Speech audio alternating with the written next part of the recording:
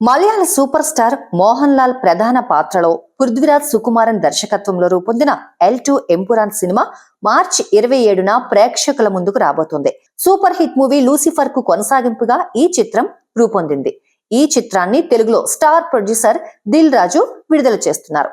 ఈ రోజు హైదరాబాద్ లో జరిగిన ప్రెస్ మీట్ లో మోహన్ లాల్, పృథ్వీరాజ్, నిర్మాత దిల్ రాజు పాల్గొన్నారు. ఈ సందర్భంగా తెలుగు పరిశ్రమను దేశంలోనే అత్యుత్తమ ఇండస్ట్రీగా కొనియాడిన మోహన్ లాల్ తన 47 ఏళ్ల సినీ ప్రయాణంలో తెలుగు నటులతో పనిచేయడం గౌరవంగా భావిస్తున్నట్లు తెలిపారు.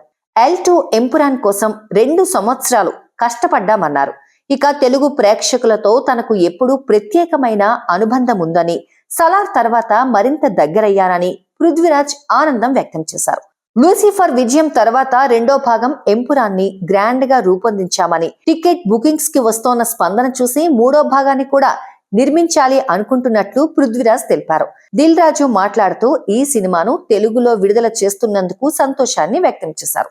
డైరెక్టర్ పృథ్వీరాజ్ ను రాజమౌళి, ప్రశాంత్ నీల్, సుకుమార్ల సరసన నిలిపారు దిల్ రాజు.